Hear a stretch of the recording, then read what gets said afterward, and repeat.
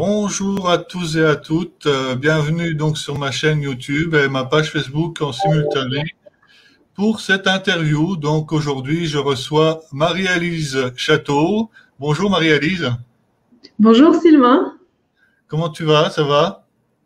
ça va bien, merci. Oui, tout va bien. Merci de m'inviter sur ton live. Je suis Oui, honorée.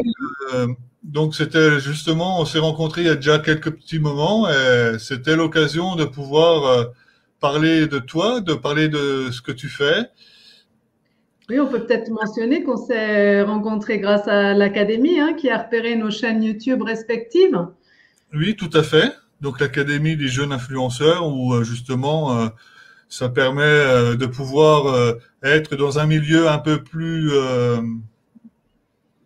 branché au niveau chaîne YouTube et puis pouvoir avoir des partenariats avec certaines personnes pour pouvoir échanger, partager. Mhm. Marie-Élise Château, je vais te laisser te présenter juste en disant, précisant que tu es devenu récemment coach professionnel, donc pour les personnes qui sont dans le monde du travail, euh, Mhm. notamment pour pouvoir mieux appréhender leur hypersensibilité. Alors je vais te laisser te présenter d'où tu viens, ce que tu as fait avant donc de cette reconversion, et puis te présenter comme dans ce que tu fais actuellement. Oui, merci Sylvain. Bonjour, bonjour à tous. Eh bien, je suis Marie-Élise Château, coach professionnelle dans la région des trois pays, France, Allemagne, Suisse. Mon bureau est en Suisse, près de Bâle.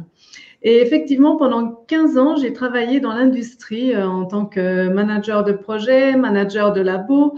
Et je sentais bien que c'était peut-être pas vraiment ça où j'avais mon point fort, que c'était autre chose que je devais faire. Je suis sortie de l'industrie, j'ai découvert le coaching, je me suis formée et j'ai commencé avec ma boîte à avoir des clients. Et à travers eux, je me suis reconnue, je me suis dit, tiens, c'est bizarre, ils vivent la même chose en poste que moi j'ai vécu. Et c'est là que j'ai commencé, par effet miroir, à me reconnaître à travers l'hypersensibilité. D'accord. J'ai juste un petit point, t'as été très vite en fait dans l'évolution, mais moi quand je te vois donc travailler dans l'industrie, être manager, qu'est-ce qui fait qu'en fait on passe le cap justement vers autre chose, parce que c'est quand même passer du tout au tout, de changer complètement de lignée, et cette période, cette transition n'est peut-être pas forcément simple. Non, c'est vrai, je suis allée vite. Alors, en fait, oui, quand j'étais manager, eh bien, c'était très intense. Il y avait à la fois des hauts et des bas. Et alors, je peux prendre une image. Des fois, j'avais l'impression de me sentir comme un poisson dans une eau trouble. En fait, je me prenais des coups, je comprenais pas d'où ça venait. J'essayais de réajuster et c'était encore pas ça. Donc, en fait, c'est en 2015 que je suis sortie de l'industrie. J'avais l'intention d'y retourner parce qu'en fait, j'avais tellement la tête dans le guidon que je ne connaissais même pas le coaching.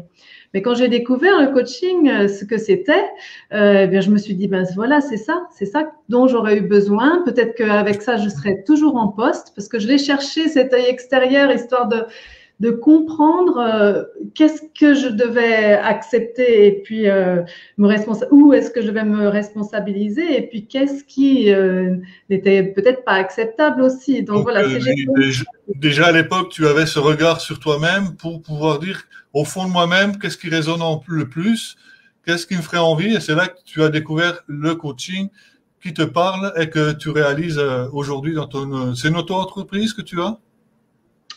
oui, bah, c'est en Suisse, une entreprise individuelle créée en Suisse en fait. D'accord, ouais, c'est pas le même statut qu'en France, mais c'est le même Non, principe. oui. Hmm. C'est une entreprise individuelle, mais c'est pas une auto-entreprise, mais une entreprise individuelle comme D'accord. en France en fait. Ouais. Donc, dans cette réflexion intérieure, tu as beaucoup réfléchi notamment sur l'hypersensibilité de ce que tu avais vécu donc dans l'industrie.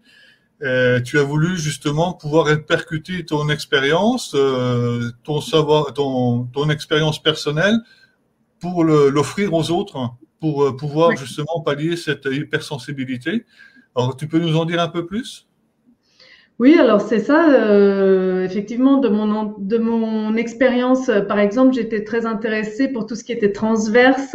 J'aimais faire le lien entre les gens, et des fois, ça matchait pas forcément avec la structure. Donc, tout ça, c'est des choses que je comprenais pas où était.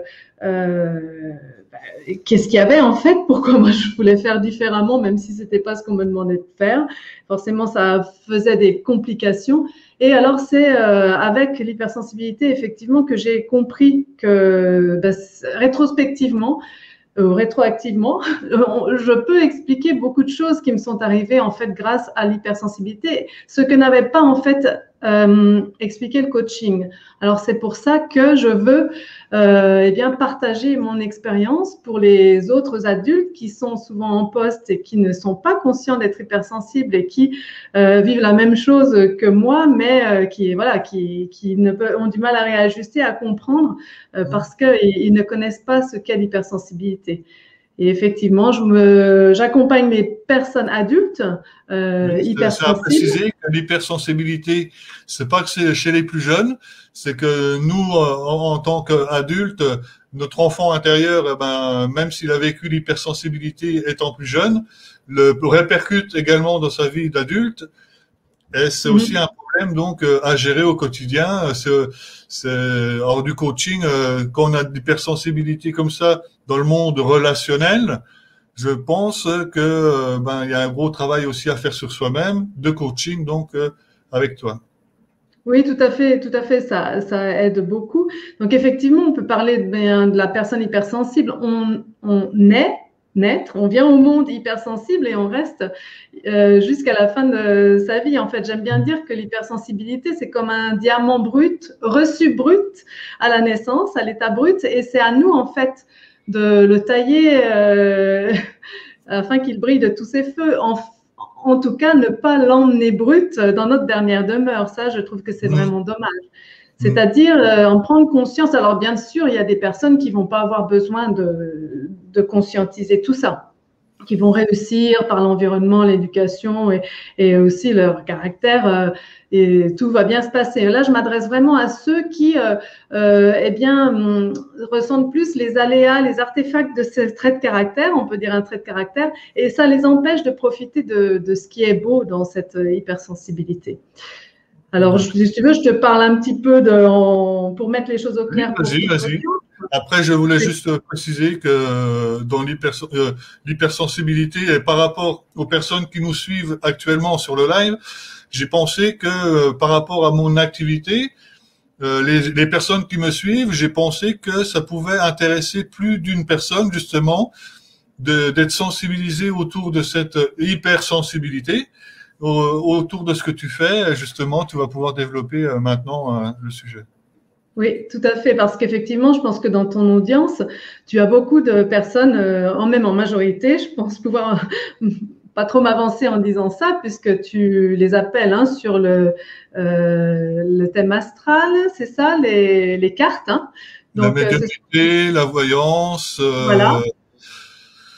les tirages de Voilà. cartes, dont c'est les arts divinatoires également, c'est tout ce qui est proposé sur ma chaîne, et le partage, la bienveillance, aussi pour les personnes qui ont besoin de développer une quête spirituelle ou qui veulent développer un domaine particulier, où je leur apporte justement des éléments de réponse, des éléments pour pouvoir avancer dans leur quête, dans leur avancement. Voilà, tout à fait. Donc, c'est cette intelligence spirituelle, on peut dire, cette quête spirituelle. Donc, effectivement, je pense que tu as donc en majorité des personnes hypersensibles. Alors, je vais parler d'elle. Donc, elle représente 20% de la population. Hein. On entend des fois entre 15 et 35%. Donc, je vais dire 20% parce que c'est une moyenne. Donc, elle ne représente pas la majorité des gens. Hein. Mais on est hypersensible. On vient au monde hypersensible. C'est une différence, en fait, au niveau du cerveau. Hein. C'est montré scientifiquement grâce aux neurosciences. Tout ce que je vais dire est beaucoup basé sur le travail d'Hélène Aron, qui, dès les années 90, va étudier ces personnes qu'elle pressent différentes des autres. Elle l'est elle-même hypersensible. Donc, on va dire que leur façon de fonctionner du cerveau est en arborescence, en fait. Alors, je peux prendre plusieurs points. ils ont une perceptivité aiguë de leur environnement, plus aiguë, plus fine que les autres personnes. Et ça, c'est par les 5 sens. Je rajouterais même qu'ils sentent les énergies des autres, des personnes plus que les 80%. Les 80%, eux, vont avoir une façon de raisonner plus en linéaire. Alors, je peux prendre une image qui vient d'un livre qui est souvent pris en référence. Je vais quand même le noter. C'est ce mental envahissant, je pense trop, de Christelle Petit-Colin. Voilà. Et elle prend l'image, c'est bien pour comprendre, parce qu'en fait, le monde tout autour de nous, notre environnement est basé sur la majorité, donc sur les 80%. Et en fait, c'est comme s'il y avait une forêt, et pour aller d'un point A à un point B, eh bien, la personne hypersensible, elle peut survoler les arbres, en fait. Mais comme le monde est fait pour ceux qui se déplacent sur les chemins, on va éditer des cartes. Et quand la personne hypersensible reçoit la carte dans ses mains, en fait, elle est comme perdue parce que pour elle, ça ne va pas l'aider, tous ces chemins. En fait, elle peut aller directement d'un point A à un point B. C'est ça un peu la différence. Notre monde, il est vraiment façonné pour les 80% qui ont ce fonctionnement linéaire, et la personne hypersensible qui a pourtant un cerveau performant, très performant même, eh bien, elle va des fois se sentir un petit peu en décalage. Elle va pas, c'est un de ces paradoxes. On parlerait même presque d'intelligence émotionnelle, justement, d'être hypersensible. Oui, tout à fait. C'est une intelligence émotionnelle, on va dire débordante, peut-être à la naissance, qu'il va falloir plutôt apprendre à contenir dans ce monde-là. Et les autres personnes, elles sont aussi sensibles, bien entendu. Elles peuvent être même très sensibles, hein, les 80%. Et elles vont plutôt apprendre à développer leur intelligence émotionnelle. Je pense que voilà, développer l'intelligence émotionnelle, ça appelle plus les 80%. Là, pour la personne hypersensible, c'est un autre cheminement en fait qu'elle a à faire. Alors, si je prends… Oui. Je voulais dire, par rapport à ton image que tu disais justement de ce livre ou des explications, où il y a la majorité qui sont donc sur un chemin, qui vont d'un point A à un point B, ou les autres, les hypersensibles, qui survolent un peu plus les choses, comme sur un petit nuage. Et c'est justement cette approche peut-être d'un côté plus cartésien ou un côté plus spirituel de la chose. Là-dessus aussi, tu as donc évolué sur le côté spirituel, où tu as eu un regard où tu t'es dit, ben finalement, mon approche n'est pas que terre à terre. Il y a aussi un côté spirituel, mais là, ça recoupe un petit peu ce que tu étais en train de dire. Oui, c'est tout à fait. Moi, je suis très, très cartésienne, hein. J'ai été vraiment loin, aussi loin que je pouvais dans les études. Je suis allée jusqu'à la thèse scientifique. Et un peu, j'ai jugulé un petit peu cette intelligence émotionnelle que je ressentais petite, mais qui était plutôt un inconvénient pour moi. Je peux aussi en parler parce que je suis plutôt HPE, c'est-à-dire au potentiel émotionnel. Peut-être qu'il faut que je mette au clair par rapport aux appellations des psys. Là, si j'en parle, c'est qu'en fait, effectivement, tout ce qui est zèbre, surdoué, HPE, au potentiel émotionnel, et HPI, et au potentiel intellectuel, toutes ces appellations de la douance, qui sont plutôt dans le domaine des psys, ce sont des personnes hypersensibles.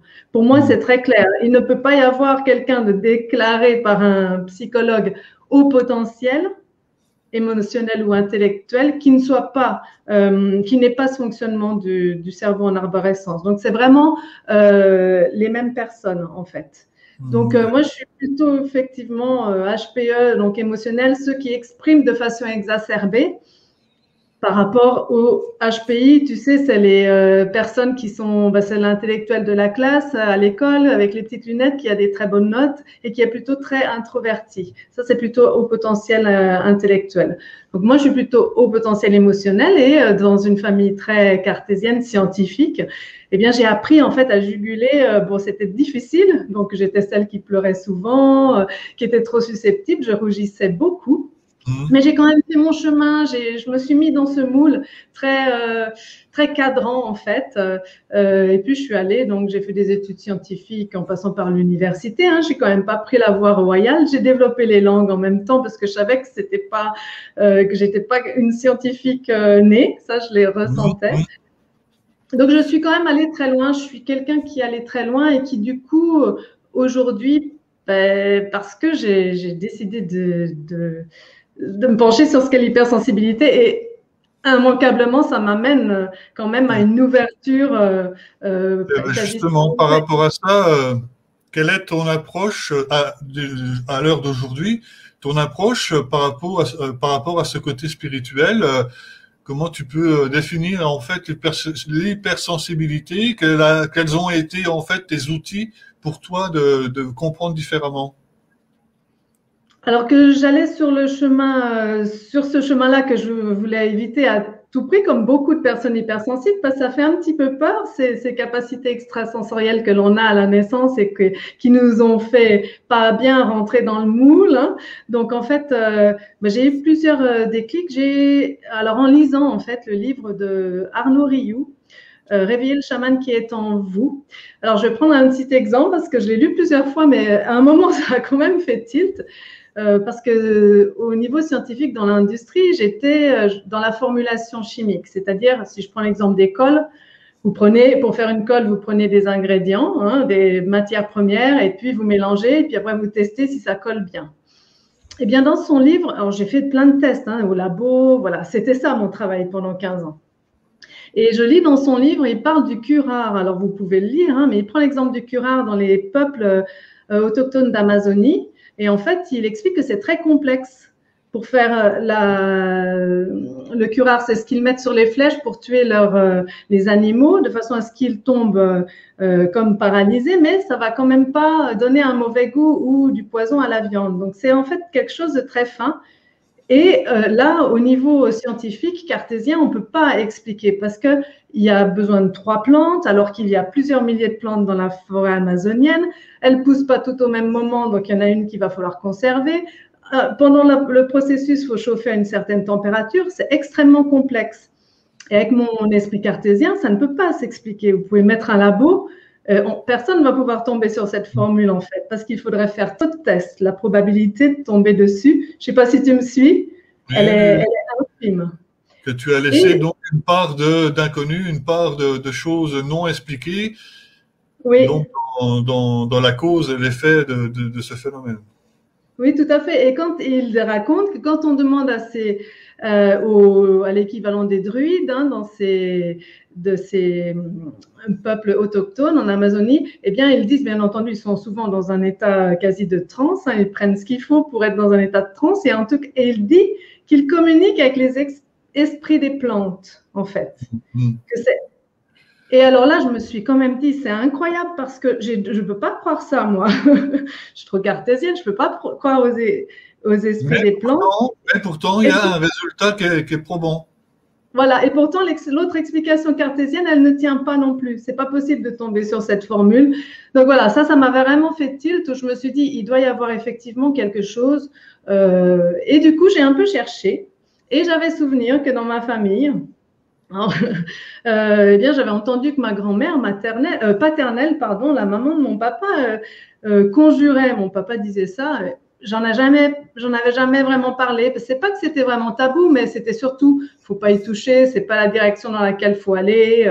Faut faire les études, travailler à l'usine. Hein. Je suis née dans une ville de l'industrie de l'acier. Hein, et voilà, c'était ça, on mettait vraiment de côté, on n'en parlait pas. Et là, je l'ai fait parler mon papa et j'ai compris, effectivement, ma grand-mère, elle magnétisait, je pense, il disait conjurait, en tout cas, elle soignait les zonas, par exemple, ou d'autres maladies de peau, ou d'autres maux, et ça mettait vraiment du beurre dans les épinards. Ils étaient contents d'avoir ça, parce qu'effectivement, c'était comme elle exerçait finalement, ma grand-mère. Donc, il n'y a pas si longtemps. Donc là, je me suis dit, finalement, il ne faut pas remonter si loin.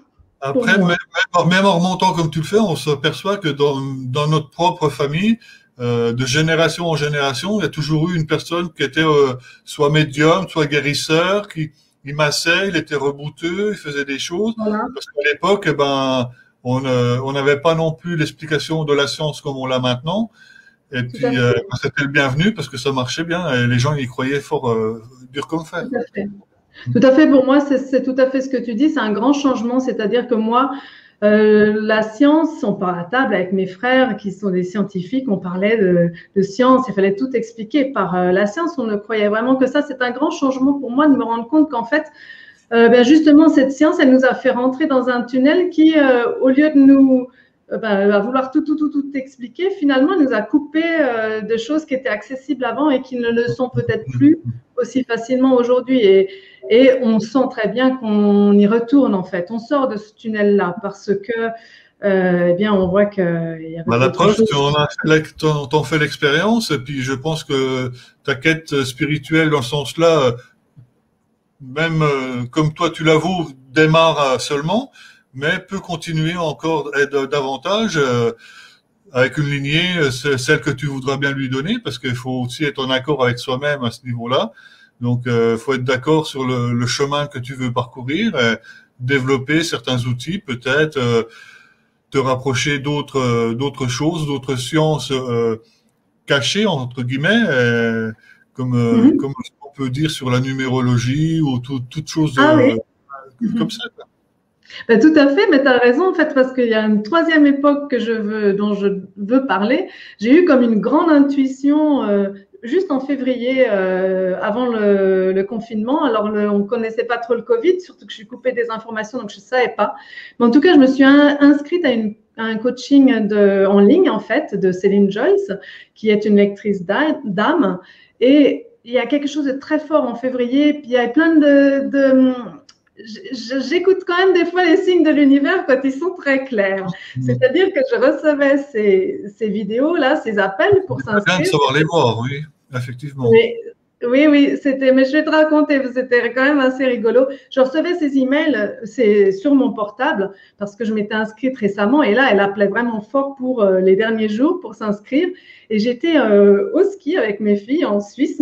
Et en fait, c'est une journée où il a fait tellement mauvais qu'on pouvait rien faire d'autre que d'être dans l'appartement. Et du coup, normalement, j'aurais jamais écouté ces vidéos en fait.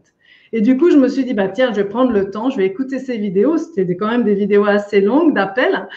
Et alors là, ça m'a fait tilt. Je me suis dit, et là, j'ai senti que ça m'appelait, qu'il fallait que j'y aille. Et même si c'était un grand investissement, en moins de quelques heures, j'ai convaincu mon compagnon, parce que du coup, on était là un peu en vacances, mode vacances, donc c'était… Ça fait partie d'un des déclics. Ouais, et là, j'y suis allée. Et en fait, j'ai jamais regretté parce que du coup, pendant le confinement, mais pour moi, c'était déjà, ça m'a ouvert une communauté et ça m'a permis de ne pas me sentir seule parce que les activités étaient freinées. Et puis, c'est une lectrice d'âme. J'ai vu faire énormément de lectures d'âme online et vraiment, au bout d'un moment, on peut pas ne pas y croire au bout d'un moment parce qu'elle dit des choses aux gens qui sont vraiment, qui réveillent quelque chose en eux. C'est vraiment impressionnant. Oui, parce que c'est la lecture d'âme, déjà on a la notion d'âme, qu'on est plus porté sur le côté science et physique, c'est le corps. Mais commencer à parler de notre âme, c'est déjà quelque chose de beaucoup plus éthéré, non palpable. Et en plus, là, c'est une lecture d'âme où justement, en profondeur, ça va agir et réagir par rapport à ce qu'on a vécu, peut-être même dans d'autres vies. Donc, c'est encore plus imaginaire. Oui, c'est ça, mais c'est vrai que j'ai encore du mal à y croire, mais bon, il y a quand même des choses qui me disent que c'est pas possible. Il y a quelque chose quand même je crois effectivement on n'a pas tout à apprendre. Il y a des choses qu'on sait déjà. Bah, Ça me paraît. dans ce sens-là, je dirais que on nous montre seulement ce qui nous est dû de connaître. Oui, un petit peu, oui, c'est sûr, c'est sûr. On nous ouvre pas les portes comme ça de but en blanc, et plus tu repousses les barrières plus loin, à un moment donné, tu vas rouvrir la barrière pour aller la remettre encore un peu plus loin, pas juste par curiosité ou simplement parce que tu auras développé d'autres outils qui vont te dire, ah bah oui, mais si tu rapproches à ton idée première, j'aimerais bien voir ce qu'il y a un peu plus en profondeur dans tel thème, dans telle chose. Tout à fait, tout à fait. D'ailleurs, tu disais la numérologie. Je ne sais pas si on en avait parlé avant, parce que c'est quand même quelque chose que maintenant aussi j'utilise. Parce qu'effectivement, on peut très rapidement avoir des informations qui étonnent toujours les gens. Donc, dans mes coachings, je l'ai introduite effectivement. Et voilà, c'est vraiment ça. Mais par contre, j'ai compris mon rôle, ou si on veut dire sa mission d'âme. Ma mission d'âme, en fait, c'est que j'ai pas besoin d'aller trop vite non plus dans cette direction-là, moi, je pense, parce que Déjà, les gens me ressentent très cartésienne et très cadrée. En fait, je pense que je dois tendre la main pour ceux qui, dans ce 21e siècle, là, on est amené à tous s'élever, justement, ont été formatés, bien qu'étant très sensibles, hypersensibles à la base, ont été vraiment formatés dans ce moule et veulent en sortir, mais petit à petit, quoi, parce qu'il y a des chemins qu'il faut peut-être ne pas emprunter. J'ai une question, en fait, je voulais te demander ce que tu pensais, en fait, quand on dit que le monde s'éveille de plus en plus. Est-ce que le monde devient de plus en plus hypersensible, justement, ou connecté, ou est-ce que toi, tu remarques justement un changement dans les générations qui sont arrivées dernièrement? Eh bien, oui, oui, non, c'est sûr qu'effectivement, bon, il y a la vibration de la Terre. Hein, je crois que scientifiquement, pour le coup, c'est même montré avec les vibrations de Schumann. Je suis pas allée beaucoup plus loin, mais je sais que ça s'appelle comme ça.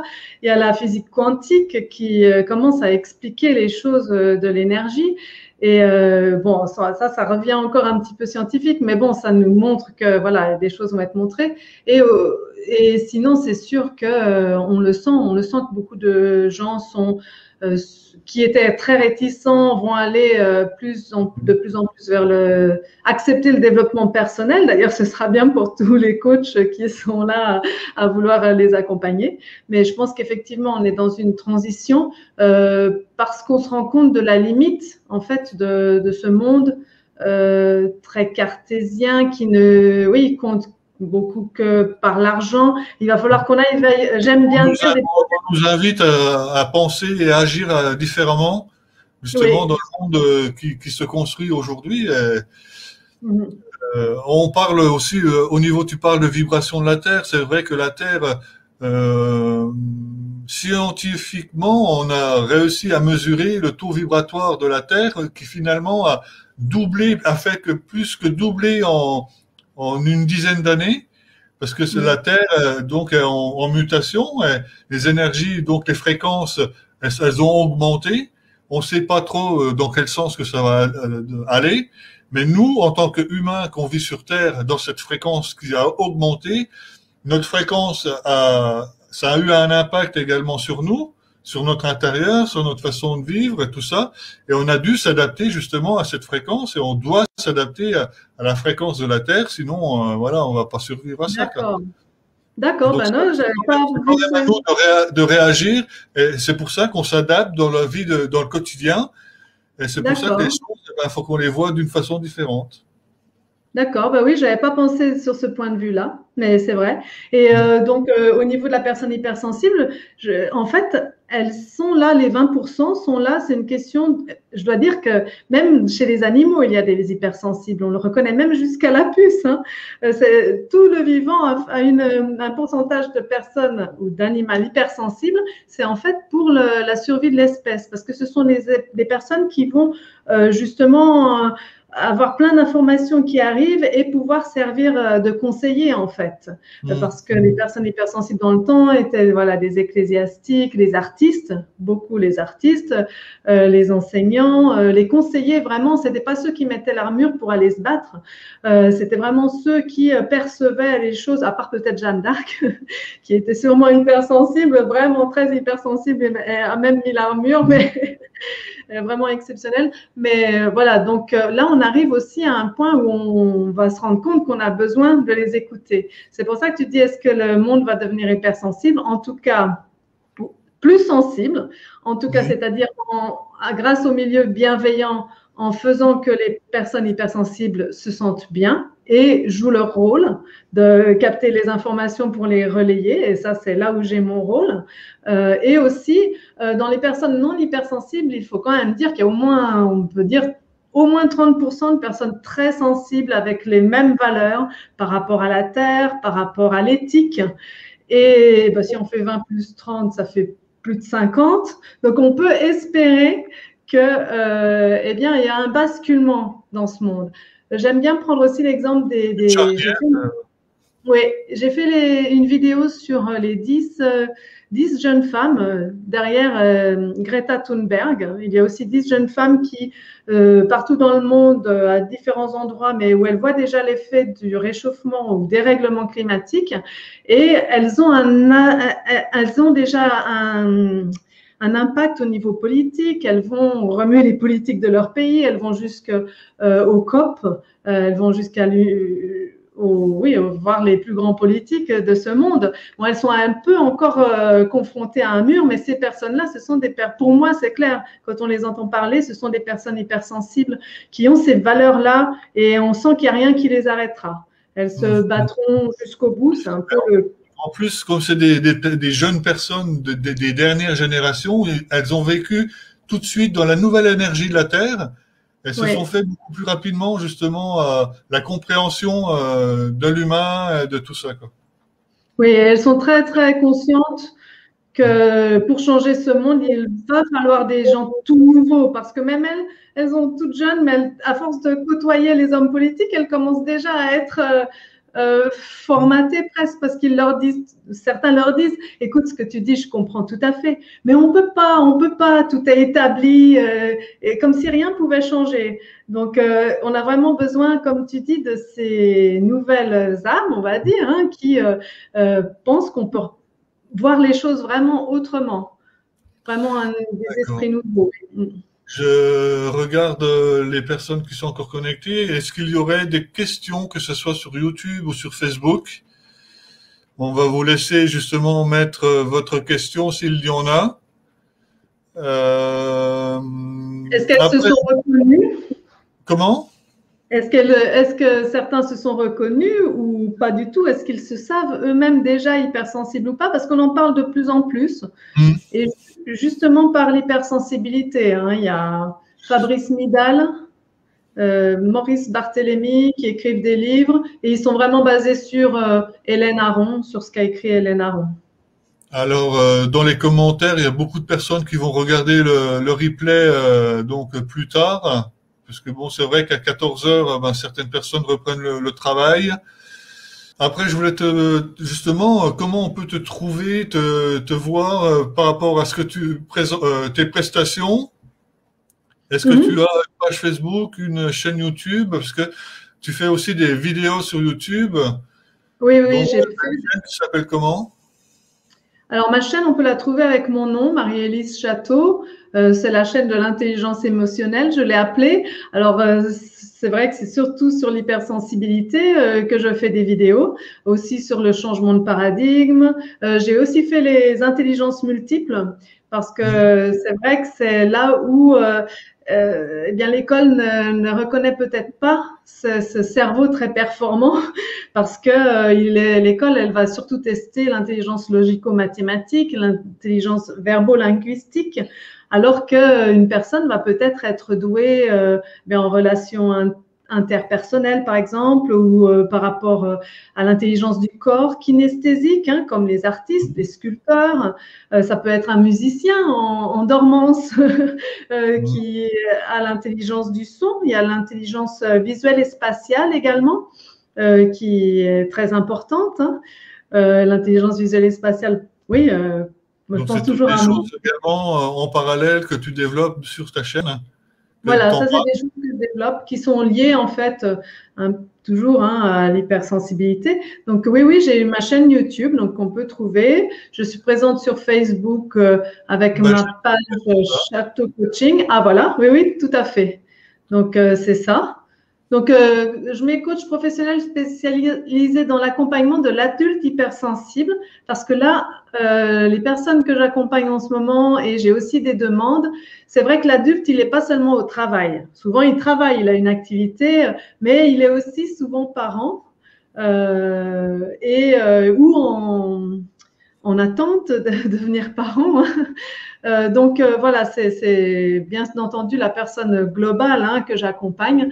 Et donc je mets ça pour être plus général. C'est vrai que voilà, dans un premier temps, c'était vraiment le niveau professionnel, mais je fais aussi donc l'adulte dans son ensemble. Donc vous pouvez consulter toutes mes offres. Il y a le lien qui s'affiche. Alors, il y a un groupe de partage et d'échange qui commence le 27 avril. Donc, vous pouvez cliquer sur le lien et avoir le descriptif et bien vous inscrire sur la date du 27 avril. Il y a 5 dates en fait. Les groupes sont limités alors à 6 personnes. Et voilà, inscrivez-vous. Ça permet vraiment, j'en ai plusieurs qui tournent en ce moment, ça permet vraiment avec l'émulation du groupe d'avancer vite sur la prise de conscience que l'on est hypersensible et voilà comment faire pour le vivre mieux. J'ai bien sûr les coachings individuels, voilà, tout est écrit. Je ne sais pas si tu peux mettre après en lien ou non, je ne sais pas. Pour revoir disons que là c'est l'affiche, mais je mettrai les liens directement en description, comme ça tout le monde aura les liens.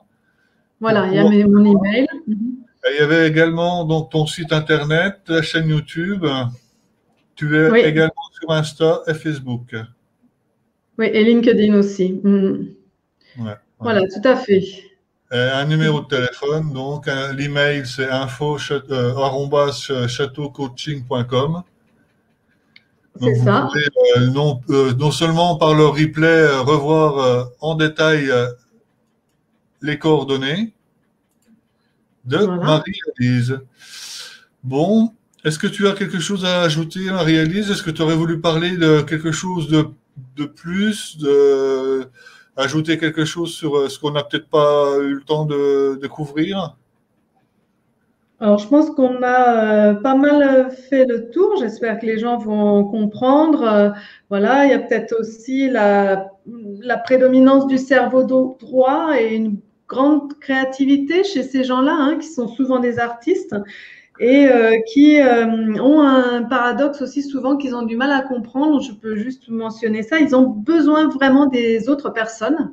Cerveau droit prédominance, c'est-à-dire qu'on a besoin d'être en relation avec les autres personnes, mais du fait qu'ils ont une perception de l'environnement très fine et que notre environnement est basé sur les 80 autres %, eh bien en fait ils vont avoir tendance à être un peu submergés souvent et être facilement irritables, ces personnes-là. Et ça, c'est bien de le comprendre et de voir comment pallier à ça. En tout cas, il est fort possible que bien qu'ils ils aient besoin d'être en lien avec les autres, des fois, ils ont besoin de s'isoler. C'est un paradoxe, par exemple, que je travaille dans les groupes et que ça aide vraiment de partager avec les autres comment les autres le vivent, parce que c'est bien, c'est un exemple pour comment mieux se comprendre. Parce que dans le relationnel, ça peut être aussi du non-verbal ou ça peut être juste un regard, justement, dans l'hypersensibilité qui va gêner la personne ou qui va... Tout à fait, tout à fait. Là, je reprendrai ce que dit Céline Joy. C'est même extrasensoriel, parce que c'est même sans voir la personne, la personne hypersensible va aussi peut-être ressentir qu'on l'a regardé, qu'il s'est passé quelque chose. Des fois, tout à fait. Et souvent, elle va avoir raison, mais des fois, peut-être pas aussi. Elle peut. Alors, des fois, c'est bien il y a plein d'outils pour ça, mais de se couper du regard des autres, parce que ça, c'est vraiment quelque chose qui la dirige peut-être un peu trop. Mais tu as raison, tout à fait. C'est ça, les capacités extrasensorielles. C'est vraiment faire attention à tout ce qui ne parle pas, en fait. La personne hypersensible, elle capte des informations qui ne sont pas parlées. C'est vrai que ça, c'est quelque chose de... Mais le souci, c'est que voilà, les auditeurs, ton audience, je pense peut-être qu'elle va avoir du mal à se reconnaître parce que souvent, on pense que les autres fonctionnent tous comme ça. Et en fait, c'est pas vraiment ça. D'ailleurs, j'aime bien des fois prendre l'exemple pour une personne qui n'est pas hypersensible. En fait, elle peut regarder un film de Claude Lelouch. Et comme ça, elle va savoir comment ça marche dans le cerveau d'une personne hypersensible. Moi, je suis une fan de ces films. Et en fait, ça part dans tous les sens. C'est pour ça qu'en fait, il n'a pas réussi à toucher tout le monde. Il voulait peut-être, mais c'est quasiment pas possible parce que c'est vraiment un hypersensible qui retranscrit comment il pense. Moi, personnellement, je sais qu'il y a des films, je sais que c'est pas pour moi, que c'est même contre-productif d'aller regarder un film comme ça, parce que je sais très bien qu'au niveau émotionnel, je serai 2 jours à m'en remettre, quoi. Ah bon, quel film par exemple? Un genre de film de cap et d'épée ou je sais pas quoi, où je vois les personnes se battre avec des épées et puis qui lui plantent une épée dans le ventre. Moi, je le prends comme si c'était moi, quoi. C'est très dur et comme si au fur et à mesure que les personnes se battent, je me prends les coups et j'ai l'impression d'être à la personne. Oui, tout à fait, c'est ça. Euh, Oui, que oui, ce oui. soit le PDP ou les films beaucoup plus modernes de maintenant, d'Avatar et tout ça, pour moi, c'est des films trop violents. Moi, je supporte pas les films violents. Tout à fait, tout à fait. Ça, c'est une des caractéristiques. Et oui, tu avais participé à une de mes conférences, effectivement. Et là, en fait, quasiment 100% des gens se Ouais. reconnaissent là. Effectivement, la plupart des films actuellement, parce qu'en fait, les autres personnes, les autres 80%, ils vont avoir besoin de surstimulation, de sensations fortes. Ces films, c'est pour vraiment, Ouais, parce que oui, ça procure de l'adrénaline ou des choses comme ça. tout à fait, tout à fait. Et la personne hypersensible, oui, il faut qu'elle se connaisse et elle n'est pas, c'est normal, comme tu dis, que ce soit trop difficile pour elle du fait qu'elle est très empathe. Oui, c'est peut-être quelque chose que je n'ai pas détaillé, mais c'est l'empathie. C'est les neurones mémoire, elle va se mettre à la place de l'autre personne et effectivement, regarder des films très violents, ça peut être quelque chose de difficile. Les films de Lelouch sont pas du tout violents, hein, c'est vraiment Oui, comme. oui, j'ai pas pris par exemple le louche, hein, j'ai pas, voilà. Oui, oui, oui, oui. Il a des films très spirituels aussi dans la compréhension du film aussi, donc Oui, oui, tout j'ai à pas fait, pris tout à fait. cet exemple. Bon, ben écoute, Marie-Élise, je te remercie donc d'avoir bien voulu jouer le jeu pour cette interview. Je Euh, te remercie. Oui, je merci mettrai donc beaucoup. les liens en description pour les personnes qui veulent te contacter, te joindre ou voir ton Mhm. travail donc sur YouTube. Et Oui, puis peut-être qu'il y aura des questions, donc on va surveiller un peu la vidéo, que ce soit sur Facebook ou YouTube, pour voir répondre à certaines questions. Mais je pense qu'on a déjà fait bien le tour de ce qu'on avait envie de parler. oui, oui, je pense qu'on a bien, bien détaillé. Et, voilà, je te remercie beaucoup de m'avoir invité sur ta chaîne et eh bien, j'espère avoir apporté quelque chose à ton audience. Mais c'était tout à fait le but, et je pense que chacun pourra retrouver une partie d'eux-mêmes à travers à travers ce live. Je te remercie, Marie-Élise. À très Bien, bientôt. merci. À Bonne très journée. bientôt. Merci beaucoup. Bonne journée. Au revoir.